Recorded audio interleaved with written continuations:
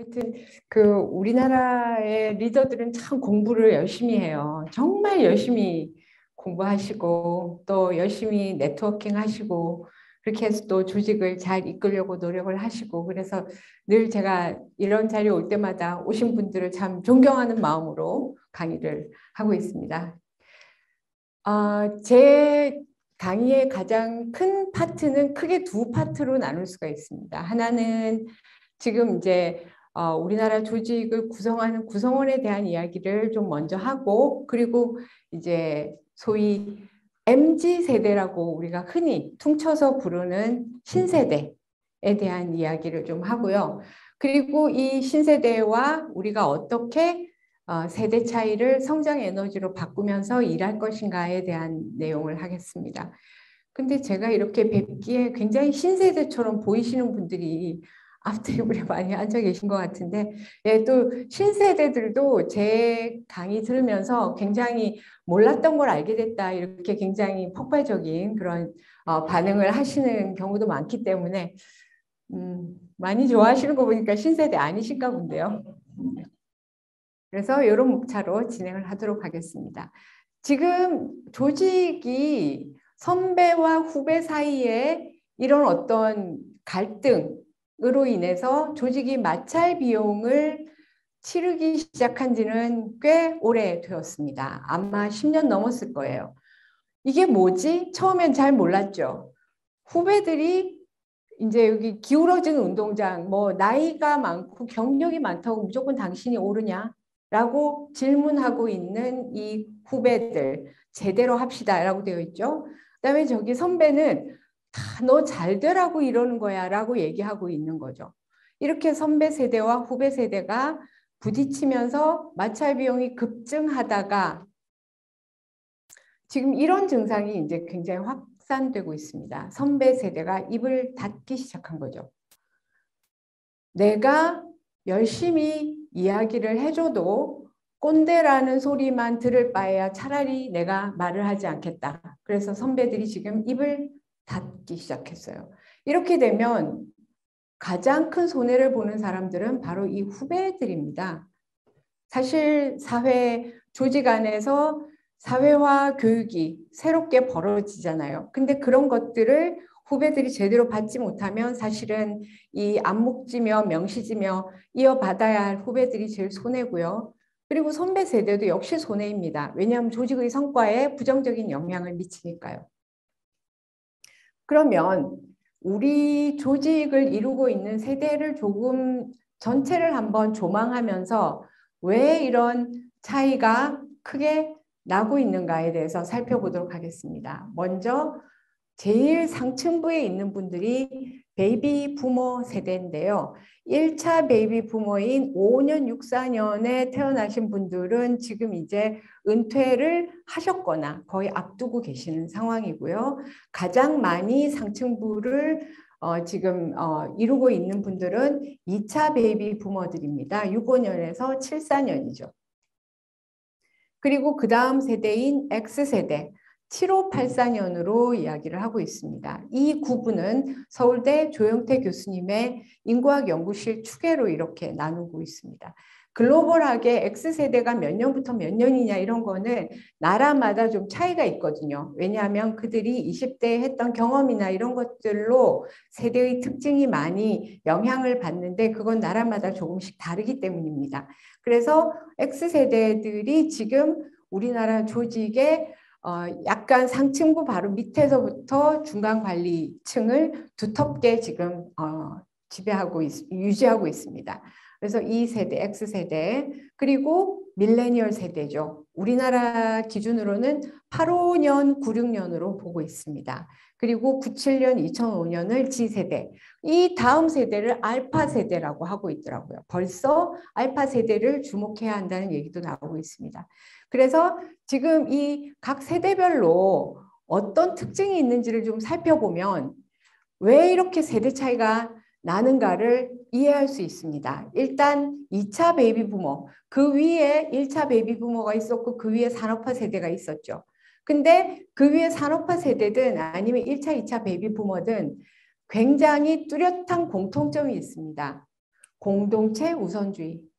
개인주의보다는 공동체를 우선하는 거죠. 특히 나라에 대한 책임감, 애국심 이런 게 굉장히 깊어요.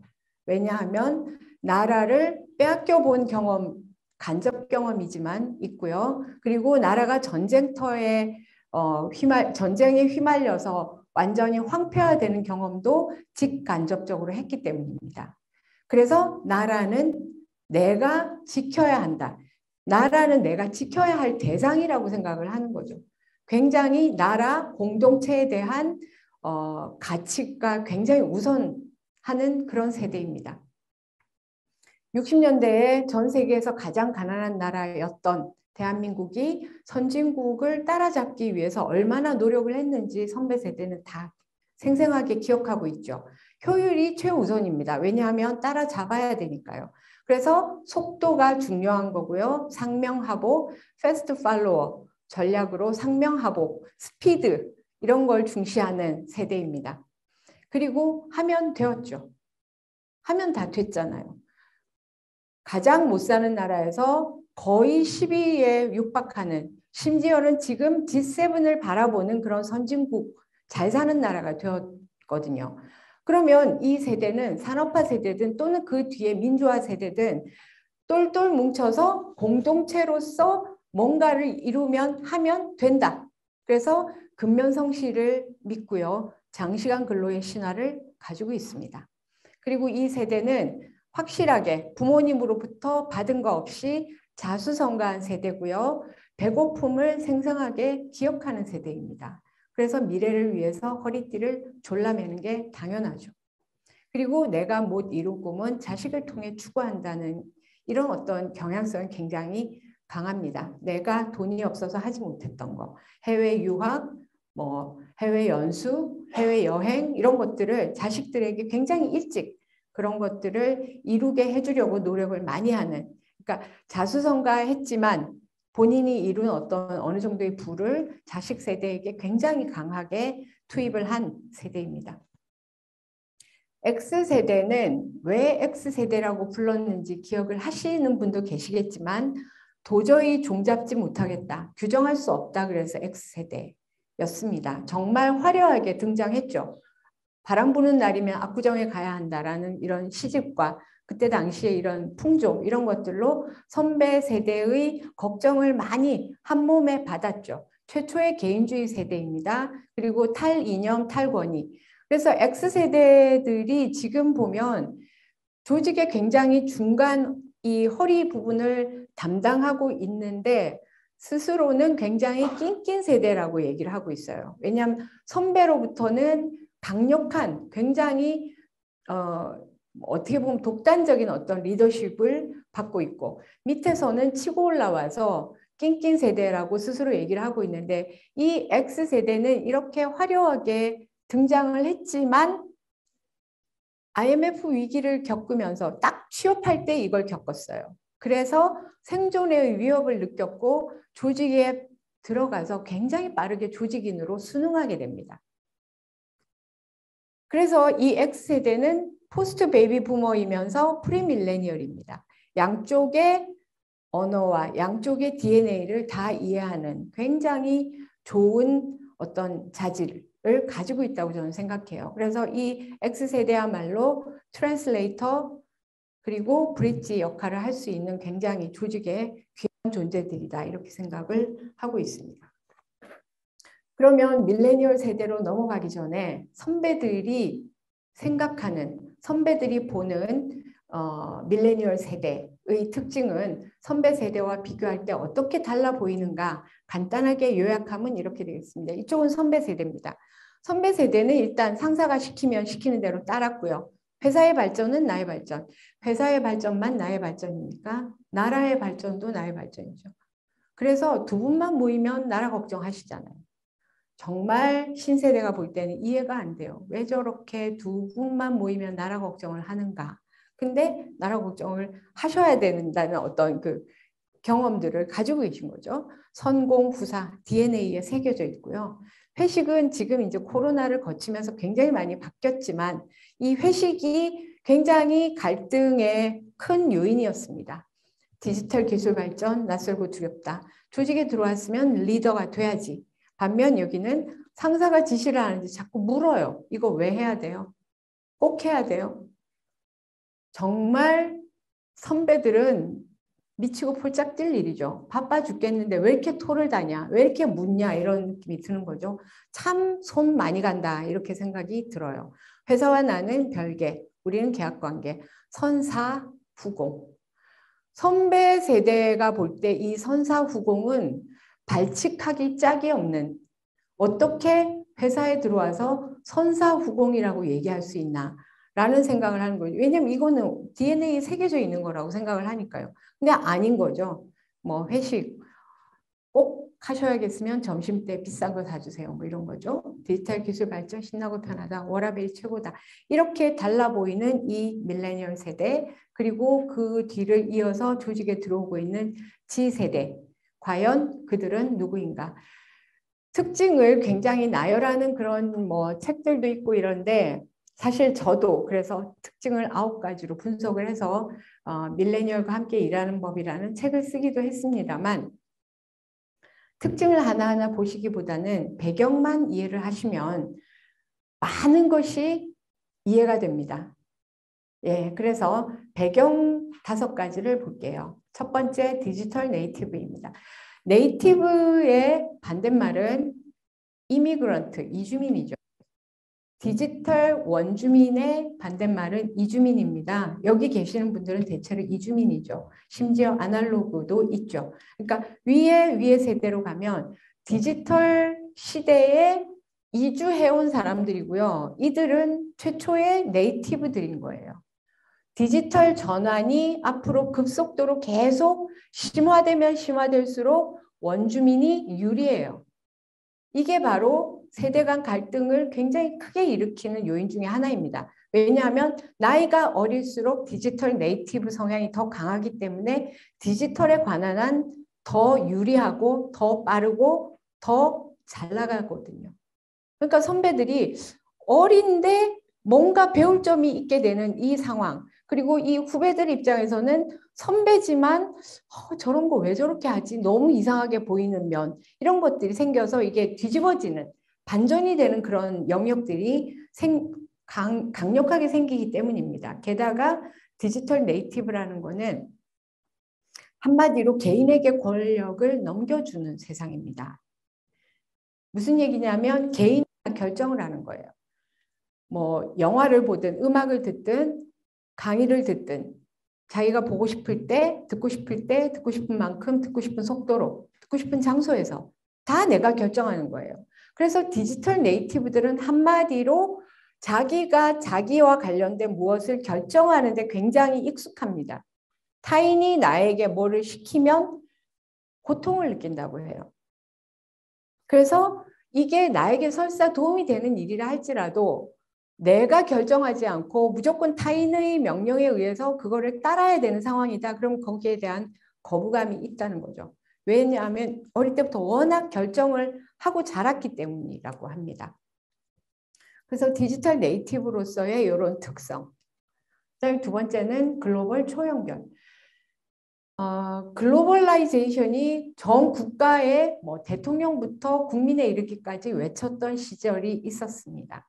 하지만 지금 이 세대는 그냥 내가 분 오카리나 소리가 전 세계 어디서나 들을 수 있고 전 세계 어디에서 동영상을 올렸든 내가 볼 수 있다. 그게 그냥 자연스러운 일상인 세대죠. 그래서 뭔가 자기가 인터넷 온라인으로 뭔가를 올린다 그러면 이거는 그냥 글로벌이고 초연결이라는 거를 아주 자연스럽게 받아들이는 세대고요. 세 번째는 세계적인 금융위기. 이때 자본주의라는 것이 아주 신중하게 뭔가 이렇게 고쳐가면서 사용하지 않으면 고장날 수 있다. 그리고 그렇게 고장날 경우에 굉장히 많은 사람에게 고통을 줄 수 있다. 즉 세계적 금융위기를 보면서 자본주의 심장에서 아큐파이 월스트리트 뭐 1%, 99% 이런 개념이 생겨난 거죠. 이 세대가 굉장히 예민하고 민감할 때 이런 장면을 봤습니다. 공정성, 임팩트, 이런 부분에 대해서 굉장히 관심이 많습니다. 전 세계적으로 ESG 바람을 불러일으키는 것도 이 밀레니얼 세대입니다. 풍족하게 성장하죠. 자수성가한 부모 세대가 자식에게 많은 것을 물려주면서 투자를 했기 때문에 굉장히 풍족하게 성장을 하게 됩니다.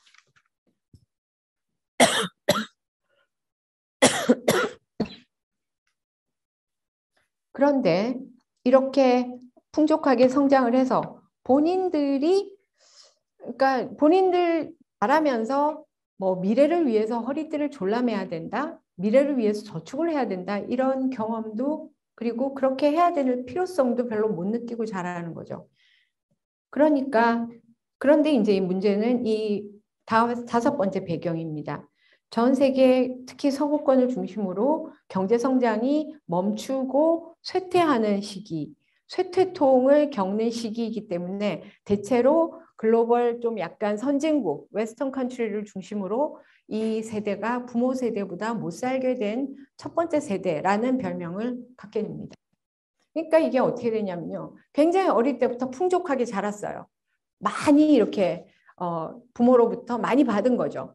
그래서 허리띠를 졸라맬 기회도 없었고 그렇게 배우지도 못했고 그럴 필요성도 못 느끼면서 그렇게 자랐는데 막상 자기가 월급을 받을 때가 되니까 굉장히 뭐 일부 극소수의 성공하는 사례가 있지만 대부분은 그렇게 부모만큼 자산을 일구고 살 수 없게 된 거죠. 여기에서 이제 굉장히 여러 가지 뭐 또 경향들이 나타나는데요. 뭐 공유를 한다든지. 근데 이 세대가 자랄 때 풍족하게 성장했기 때문에 풍족하게 성장한 사람들은 취향이 뚜렷해요. 그래서 취향을 추구는 못 살아요. 그래서 취향을 추구하는 거예요. 돈은 없는데 취향을 추구해요. 돈은 없는데 뭐 일주일 벌어서 일주일을 쓰고 살지라도 위스키는 마셔야 되는 거예요.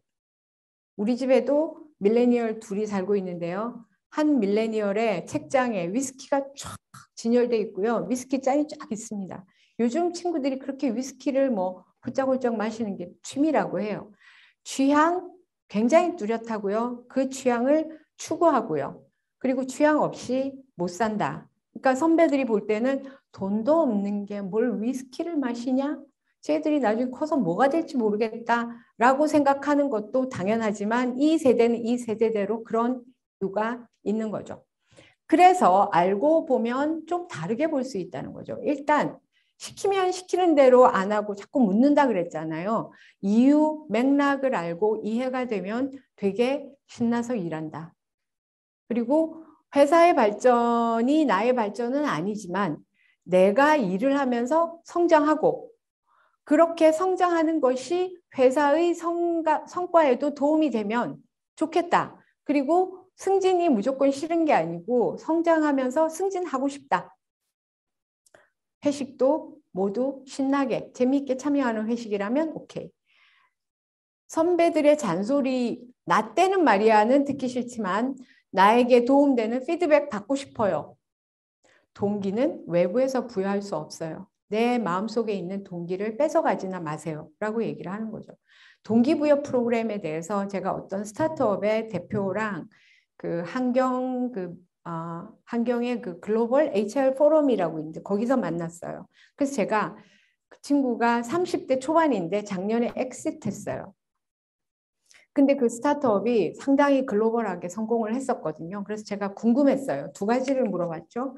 회식은 얼마 만에 한 번 하세요? 왜냐하면 대표가 30대 초반이니까 거기는 어떻게 회식하는지 궁금했고요. 두 번째, 그 회사는 어떻게 동기 수준을 올리는지 궁금했어요. 그래서 동기부여는 어떻게 하나요? 두 가지를 물어봤는데요. 첫 번째, 회식. 이 친구가 회식을 왜 해야 되는지 모르겠다. 나도 집에 가서 고양이랑 놀고 싶다.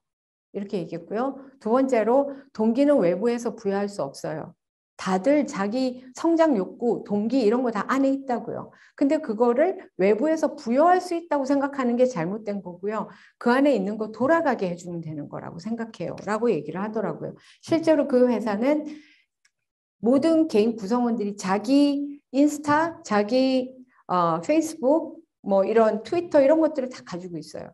거기서 쿠켓이라는 곳이었는데요. 요리 레시피를 알려주는 거였거든요. 자기 개인 계정과 회사 계정을 연결을 시켜놓은 거예요. 그러니까 자기 개인 계정을 굉장히 잘 관리하면 회사의 성과에도 바로 연결되고, 그리고 자기도 개인의 어떤 브랜드 가치도 올라가는 그런 식으로 딱 이렇게 정렬을 해놨더라고요. 그러면 어떻게 함께 일할 것인가? 이제 선배들이 너무나 궁금하죠. 도대체 이렇게 달라도 너무 다른 이 친구들과 우리가 어떻게 함께 일할 수 있나? 이거는 선배 세대를 위한 거고요. 사실 후배 세대를 위한 내용도 있습니다. 근데 이제 후배 세대, 특히 이제 신입 들어왔을 때 신입 교육 같은 거 할 때 제가 가서 이제 하는 내용이 따로 있습니다. 그래서 보통 이 선배 세대에게 들려드리는 이 이야기를 말씀을 드리면 대개 선배 세대 분들이, 리더들이 굉장히 억울하게 생각하세요. 우리만 바뀌어야 되냐? 쟤들은 가만히 있고 우리만 바뀌어야 되냐? 이렇게 물으시는데 그건 아니고요. 양쪽이 다 사실은 좀 바뀔 필요가 있습니다. 근데 여기에 계시는 분들은 이제 리더들이시니까 일단 선배 세대에게 들려드리는 how to를 말씀드리겠습니다. 결정권을 갖고 싶어 한다고 했잖아요. 결정권을 갖고 싶어 하니 결정권을 한번 주어보자. 근데 결정권이라고 하는 거는 크게 보면 전략적 결정권과 운영적 결정권으로 나눌 수 있어요. 그러면 전략적 결정권은 넘겨줄 수 없죠. 아무리 그 친구들이 디지털에 관한 한 앞서간다 해도 조직의 전략을 결정할 수는 없어요. 그래서 이 전략적 자율성은 당연히 리더들이 가지는 거고요. 다만 그걸 어떻게 달성하느냐 하는 운영적 결정, 운영적 자율성은 맡겨볼 여지가 충분히 있다는 거죠. 실제로 이걸로 성공한 기업들이 있습니다. 제가 그 사례를 말씀드리겠고요. 그리고 조직의 공간, 업무 환경, 그리고 조직의 문화, 포용적 조직 문화 이런 것들을 굉장히 중요하게 생각한다고 합니다. 공간은 보통 요즘 이런 곳들이 굉장히, 이런 공간들을 만드는 곳이 굉장히 늘어나고 있죠. 이 회사는 이렇게 살짝 아지트 같은 걸 만들어 놨어요. 아지트에는 대개 이런 빈백이 있죠. 빈백에 누워서 노트북을 앞에 두고 이렇게 상사가 없는 데서 이렇게 일을 해보는 이런 시간과 공간을 굉장히 좋아한다고 해요. 사실 제가 이걸 보면서 항상 느끼는 게 왜 밀레니얼들은 드러눕기를 좋아하는가 하는 그런 질문을 하게 돼요. 왜냐하면 우리 집에 밀레니얼 2명 있다 그랬잖아요. 아들 둘인데요. 걔들이 항상 집에만 들어오면 침대에 누워 있어요. 그래서 제가 얘기했죠. 아들들 더 이상 인간은 직립이 아닌 것으로 내가 이제 이해를 하겠다. 집에만 들어오면 누우니까요. 근데 항상 아지트에 가서도 이렇게 눕는 거를 좋아하는 것 같습니다. 그래서 이런 공간들을 굉장히 사랑한다고, 좋아한다고들 합니다. 그리고 이제 스브스 뉴스라고요. 지금 그 SBS, KBS, MBC 이런 데가 얼마나 시청률이 떨어지는지는 잘 알고 계시죠. 레거시 미디어는 이제 거의 뭐 힘을 잃었다고 할 수 있죠. 하지만 가끔 성공 사례가 있어요. SBS가 만든 카드뉴스죠. 카드뉴스 팀이 성공했어요. 그래서 그 비결을 쭉 이렇게 보고서로 만들어 놓은 게 퍼블리라고 하는 소위 밀레니얼들의 랜선 사수, 온라인 사수라고 얘기하는 웹사이트입니다. 퍼블리. 그 퍼블리에 이 보고서가 올라왔는데 어떻게 SBS 카드뉴스 팀은 성공했나? 여기에 보면 물론 여러 가지가 있겠지만 그중에 굉장히 대표적인 게 20대만으로 구성되어 있습니다. 여기는 30세가 되는 날 이 팀에서 강제로 나와야 돼요. 편집국으로, 보도국으로 간다 그럽니다. 그러니까 인턴 플러스 20대 기자들로만 구성되어 있고요. 간섭받지 않습니다. 그다음에 여기에 구찌 같은 경우는 그거보다 좀 더 담대한 시도를 했죠.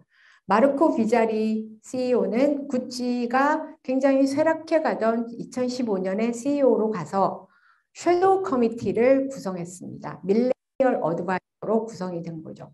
그래서 섀도우 커미티와 경영진 회의가 각각 같은 어젠다로 회의를 동시에 합니다.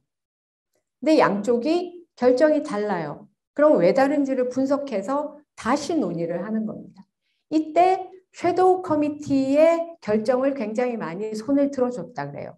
대표적인 예가 모피를 하지 않겠다. 사실 명품 의류 브랜드가 모피를 하지 않겠다고 결정하는 것은 단기적으로 상당한 수익을 잃는 결정입니다. 그런데 동물권을 굉장히 중요하게 생각하는 밀레니얼들의 환호를 받게 되죠. 브랜드 가치가 올라갔고요. 1위 브랜드로 올라갔습니다. 그래서 이 퀄츠라고 하는 이 미디어에서는 구찌의 성공의 비밀 병기는 섀도우 커미티라고 소개하고 있습니다. 예, 이거는 이매진 요 코리아 한국관광공사의 홍보 동영상입니다. 사실 공기업의 홍보 동영상이 5억 뷰 간다고 했던가요? 총 그렇게 가서 이 전 세계 밀레니얼들이 엄청나게 여러 같은 성화를 했습니다. 시즌2를 만들어라.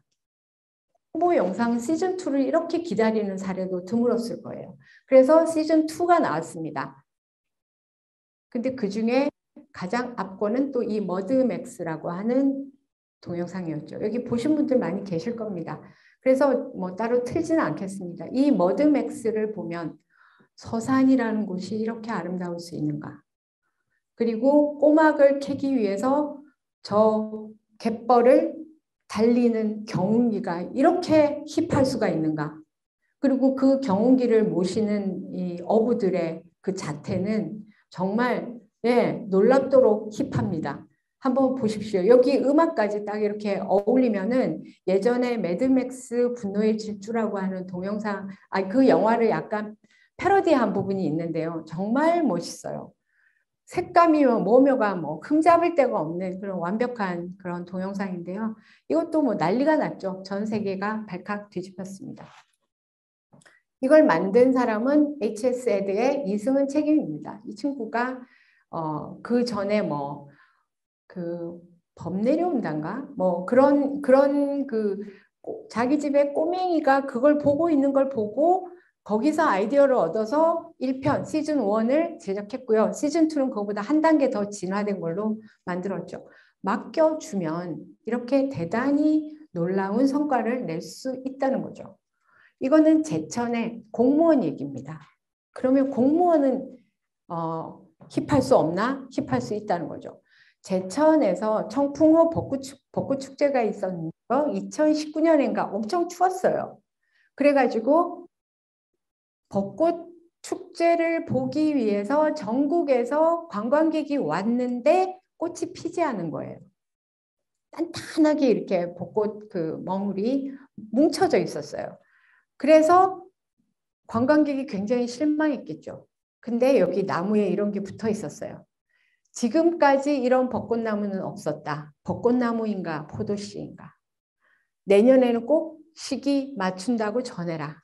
꽃 없는 축제는 처음이지. 나도 처음이야. 유유. 난 틀렸어. 네가 예쁜 꽃해. 뭐 이런 식의 그 굉장히 그 재미있는 대사들을 붙여놨어요. 그래서 관광객들이 이걸 사진을 찍어서 막 인스타에 올리면서 깔깔깔깔 웃었어요. 그리고 뭐 제천시를 아무도 욕하지 않았어요. 그래서 제가 어떻게 이렇게 깜찍한 아이디어를 낼 수가 있었나? 제천시에 무슨 일이 있었나? 그래갖고 제천시를 제가 막 검색을 해봤더니 이런 일이 있었더라고요. 요 일이 있기 한 2, 3년 전이에요. 제천시청은 새내기 공무원에게 청풍호 벚꽃축제 홍보 영상 제작을 맡기기로 했대요. 근데 이거를 매년 맡긴 거예요. 그러니까 당연히 홍보와 관련된 일을 이 친구들이 했겠죠? 하다 보니 이런 일도 일어나는 거죠. 두 번째는 수평적 커뮤니케이션입니다. 사실 수평적 커뮤니케이션을 한다고 되게 이제 님 부르거나 영어 이름 부르거나 막 이런 경우 많은데 사실은 가장 중요한 거는 리더의 마인드입니다. 대표가 리더가 어떤 마인드를 가지고 있느냐가 중요하죠. 요 다음 장면 요거를 설명을 드리고 그 다음에 앞으로 넘어가서 그 두 번째 줄을 설명드리겠습니다. 제가 이렇게 많이 강의를 다녀보잖아요. 근데 A 사장님이 있고 B 이제 여기 혹시 이분이 드러날까 봐 막 이거 다 가렸어요. 네, 가렸어요. 사실 이분은 예, 그 되게 그 잘하고 계시는 CEO신데 처음에 이분이 대표이사가 된 다음에 바로 통통 콘서트라는 걸 열었어요. MG와의 소통 그래가지고요. 근데 그때 대리가 질문했대요. 월급이 다른 통신사와 대비해서 적어요. 그때 사장님이 나도 통신 3사 중 가장 적다. 난 만족한다. 왜 맨날 위만 쳐다보냐. 취직 못한 백수와 비교해라. 절이 싫으면 중이 떠나야지. 절이 떠날 수는 없다. 그다음에 자기 개발과 관련해서는 동기를 만나는 건 시간 낭비다. 그 시간에 선배를 만나라. 블라인드 같은 데 가서 왜 회사 욕을 하는지 모르겠다. 정말 한심하다. 이렇게 솔직하게 마음속에 있는 말을 다 하셨어요. 제가 여쭤보니까 많은 분들이 이분의 말이 맞다고 말씀하셨어요. 속마음은 다 이분하고 같아요. 네. 근데 이분하고 같을 수 있어요. 저는 너무나 이해를 해요. 근데 이렇게 마인드를 딱 가지는 순간 마음을 터놓은 대화는 불가능해집니다.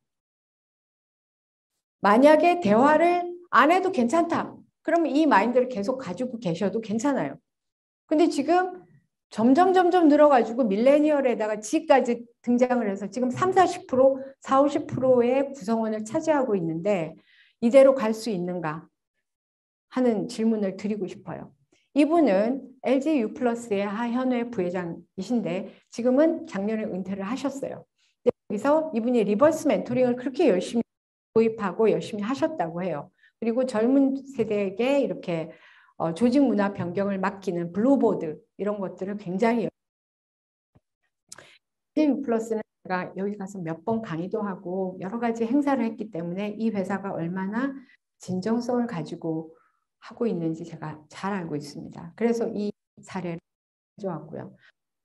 사원이 물었습니다. 부회장님은 워라밸 같은 걸 어떻게 하고 계시나요? 그랬더니 이렇게 저는 아내에게 거의 맡겼습니다. 신경을 못 썼습니다. 그런데도 자녀를 양육하고 가정이 잘 유지되는 것 측면에서 나는 운이 좋고 복이 많은 사람입니다. 하지만 앞으로는 가장의 역할이 바뀌어야 한다고 봅니다. 여러분은 워라밸 잘 지키길 바라고 LG U+도 이런 삶이 실현되도록 지원하겠습니다. 라고 대답을 하셨어요. 저는 이분 까지 몰라요. 다만 이분이 회사에서 하는 여러 가지 행동과 말과 모든 것이 상당히 많은 리더들이 좀 이렇게 참고할 만한 사례가 된다고 생각해서 가져왔습니다. 그래서 A 경영자의 속마음은 이런 거죠. 왜 이렇게 얘들은 철이 없냐? 내가 이렇게 말을 하면 알아들어야 되는데 말을 못 알아듣는다. 그냥 따라오면 좋겠다. 참 예의가 없다. 근데 반면 이 B 경영자는 이런 속마음이죠. 와, 다르다. 나는 왜 이 친구들이 말을 못 알아들을까? 내가 옳은지 어떻게 알 수 있나? 신세대가 선배들을 예의가 없다고 하는 이유는 무엇일까? 사실은 서로 예의 없다고 하거든요. 그 이유가 뭘까? 궁금해하는 마음이죠. 궁금해하는 마음을 가지면 마음이 훨씬 열리고 그리고 대화를 하기 위한 기반이 마련이 됩니다. 그래서 제가 말씀을 드려요. 그 다음에 이 앞에 두 번째 마음의 저울 스케일에 대해서 조금 말씀을 드리겠습니다. 선배 세대는 뭐 간접 경험이지만 전쟁이라는 것도 겪었고요. 가장 못 사는 나라에서 잘 사는 나라가 되었어요. 패스트 팔로워 정말 선진국 따라가기 힘들었고요. 월화수목 금금금 그렇게 살았어요. 한마디로 생존이 가장 중요했어요. 생존의 문제만 아니면 별로 중요할 게 없었어요. 마음의 저울의 스케일이 굉장히 터프하고 헤비하고 거칠어요. 웬만한 걸로 상처 잘 안 받아요. 아니, 물론 연약하신 분도 계시지만 개인차가 있죠. 그런데 이 밀레니얼 세대, 그 다음 세대들은 기본적으로 많은 것이 해결된 상태에서 자라죠. 마음의 저울의 스케일이 섬세하고 예민합니다. 상처 잘 받아요. 그래서 이 세대의 베스트셀러가 이런 거예요. 무례한 사람에게 웃으며 대처하는 법, 상처받지 않는 법, 무례한 상사와 함께하는 법, 뭐 직장에 사표 던지지 않고 뭐 하는 법, 막 처음 그런 거예요. 근데 선배들은 이해를 못해요. 내가 도대체 뭐라 그랬다고 쟤는 우니? 우는 이유를 몰라요. 그럴 정도로 마음의 저울의 스케일이 차이가 나는 거예요. 그러면 어떻게 해야 되느냐? 야, 강하게 키워야지. 이거 안 되고요. 결국은 뭐냐면 좀 서로 바뀌어야 되지만 일단은 선배 세대가 후배 세대의 마음의 저울의 스케일이 굉장히 섬세하다는 것을 이해하고 존중하는 태도를 가지시는 게 중요합니다. 이게 직장 내 갑질. 선배 세대는 이해를 못하죠. 이게 왜 갑질이냐? 이게 왜 괴롭힘이냐? 근데 괴롭다는 거예요. 그 부분을 좀 섬세하게 들여다볼 필요가 있다라는 거고요. 세 번째는 랭귀지를 통일시키기. 팀워크다. 의존을 없애고 예의는 차리자. 똑같아요. 다 동의해요. 세대가 뭐가 됐든지 간에 다 동의하거든요. 근데 그럼 구체적으로 의존이 뭐고 예의가 뭐냐라고 들어가면 구체적인 행동으로 정의를 다시 하면요. 달라집니다. 제가 그 LG U+가 의전 없애기 운동을 계속하고 있는데요. 한번 그 회사에 가서 행사하는 걸 본 적이 있습니다. 근데 거기에서 이런 걸 했어요. 이것은 의전일까요? 예의일까요? 이렇게 묻는 거고요. 익명으로 투표하는 거였어요. 근데 그중에 사례가 이런 게 있었죠. 식당 예약을 하지 않고 팀장님과 팀원들이 밥을 먹으러 갑니다. 예약을 하지 않았기 때문에 막내가 먼저 뛰어가서 그 식당에 자리가 있나 없나 살펴보고 있으면 자리를 잡고 없으면 다른 식당을 가봅니다. 이것은 의전일까요? 예의일까요? 이 정도는 예의죠. 그죠? 예, 근데요. 쫙 깔리더라고요. 예, 젊은 세대는 의전 80% 이상이. 그 다음에 한 40대 이상은 예의 그러고 착 눌렀어요. 그럼 서로 결과를 보고 서로 깜짝 놀라는 거예요. 이걸 예의래. 이걸 의전이래. 그러면서 막 깜짝 놀라는 거예요. 그러면서 막 채팅창에 막 댓글이 엄청 올라왔어요. 상무님하고 고객을 만나러 가기로 약속이 돼 있어요.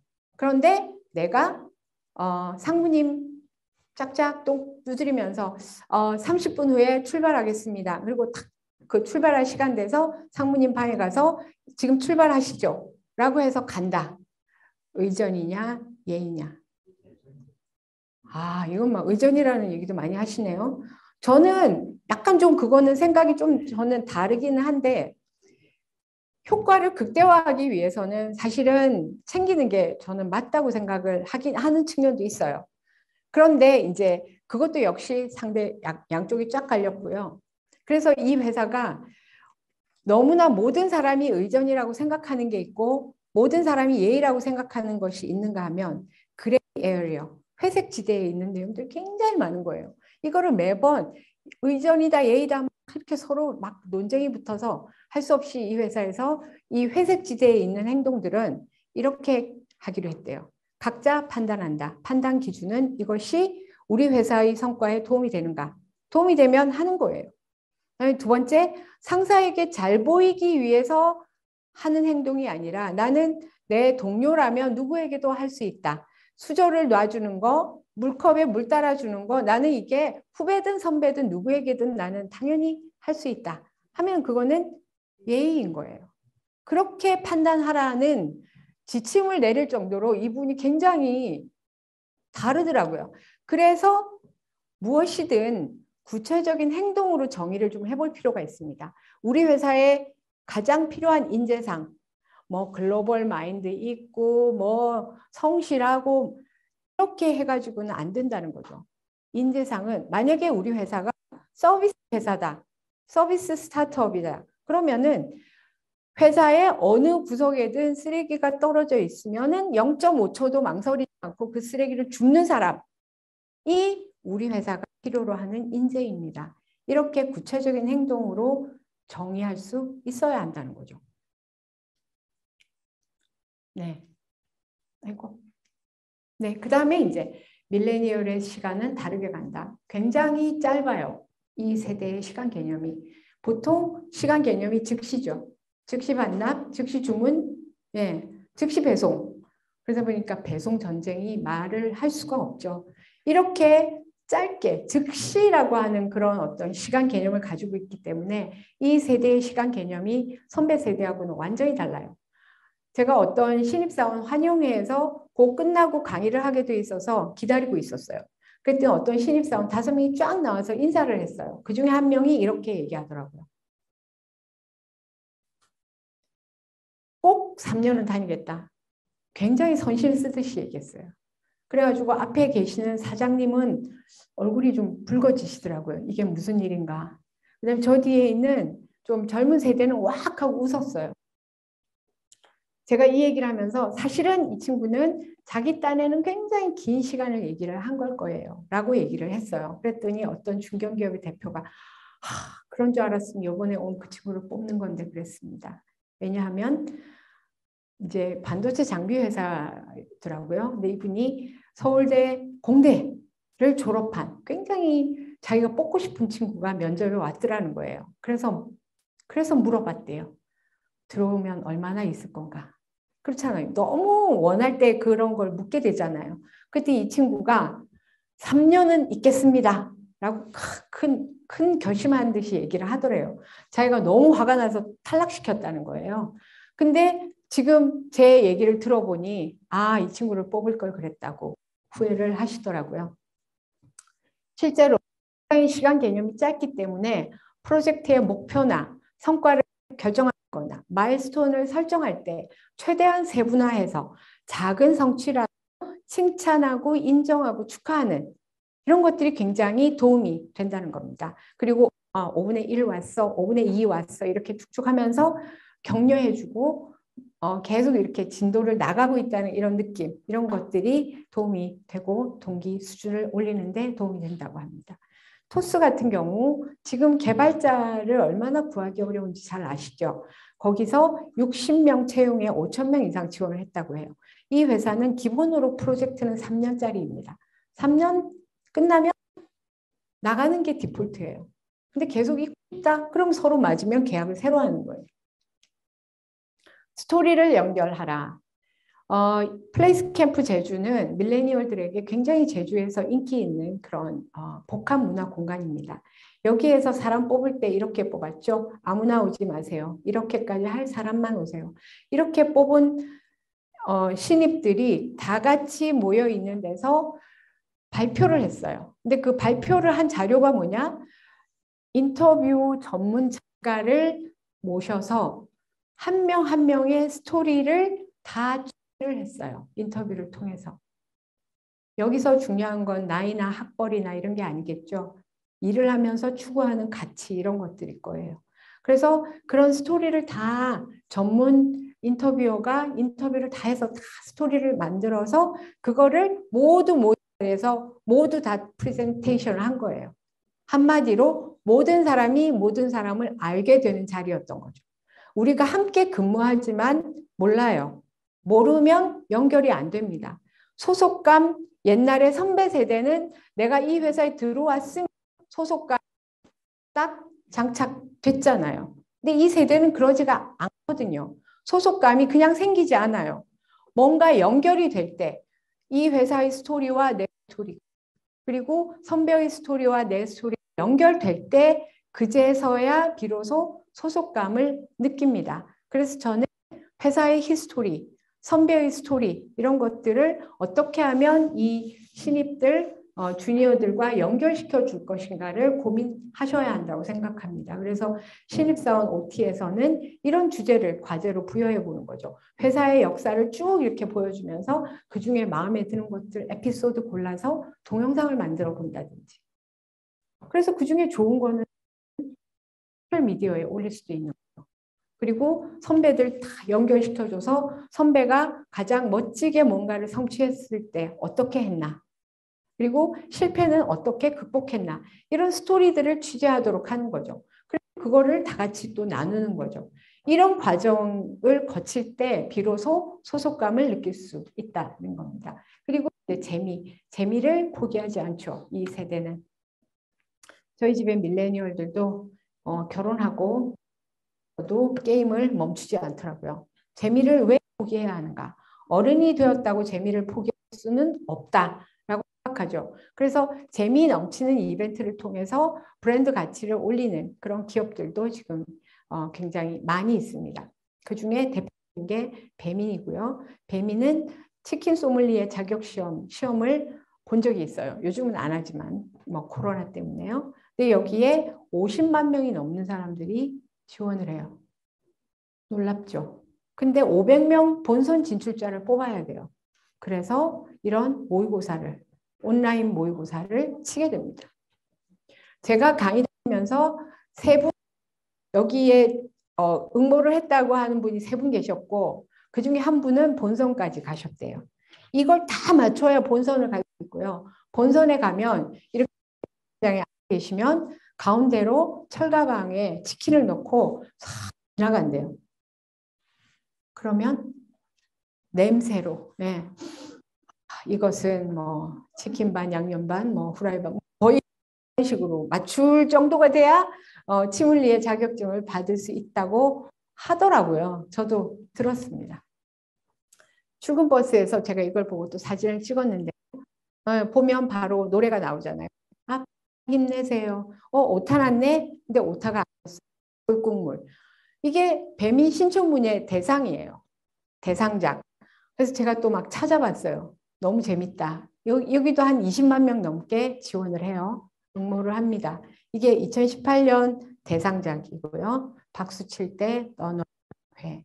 치킨은 살았죠. 살은 내갔죠. 이런 것들이 배민의 브랜드 파워를 굉장히 올리는데 기여를 했고요. 실제로 이 회사 같은 경우는 구성원들의 성장을 돕는 데 굉장히 노력을 합니다. 개인의 성장과 조직의 성장을 온라인시키고 그리고 업계 최고가 되도록 일에 대한 기회를 주고요. 이 회사에서 3년만 열심히 일하면 업계 최고가 된다 하는 게 그냥 암묵적으로 알려져 있는 내용이라고 합니다. 그러니까 여기서 한 명 브랜드 매니저 한 명 뽑는다 그러면은 거의 200, 300대 1의 경쟁률이 생기는 거죠.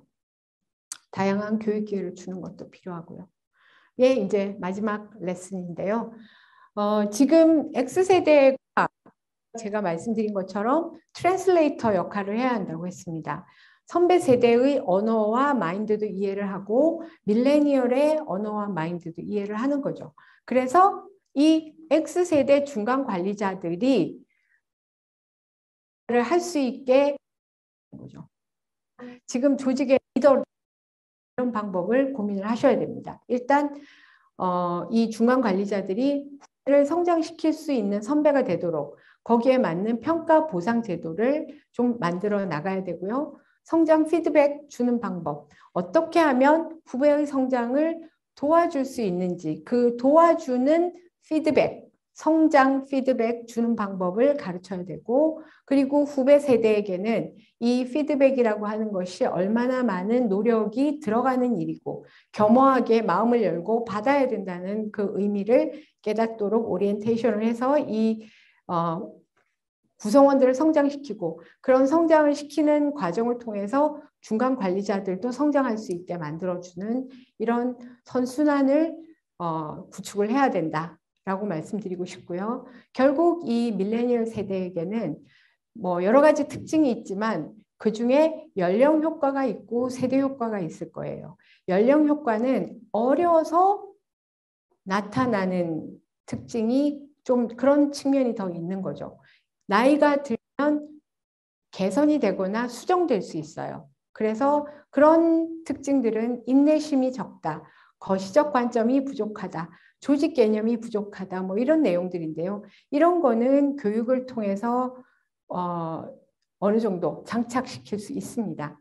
하지만 세대 효과라고 하는 거는 나이가 들어도 변하지 않는 내용들입니다. 어떤 거냐?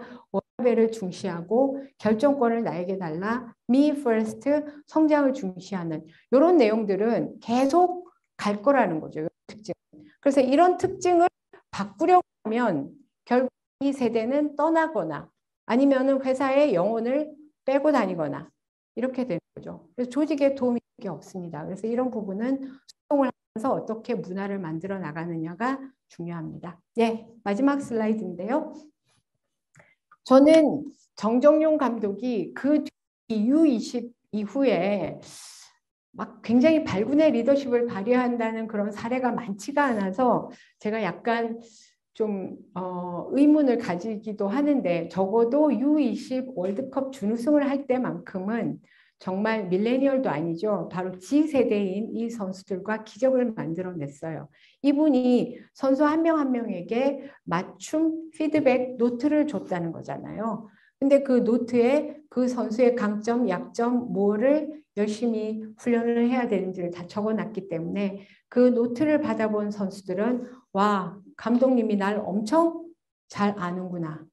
감독님이 나에 대한 애정이, 관심이 많구나. 이런 걸 느낀다는 거죠. 그렇게 느낄 때 선수들은 운동장에서 자신의 역량을 마음껏 발휘합니다. 자기가 설사 실수해도 감독님이 자기를 믿는다는 걸 아니까요. 이런 과정들이 결국은 밀레니얼과 함께 성장 에너지를 만들어내는 키포인트가 아닐까 생각하면서 오늘 강의를 마치도록 하겠습니다. 감사합니다.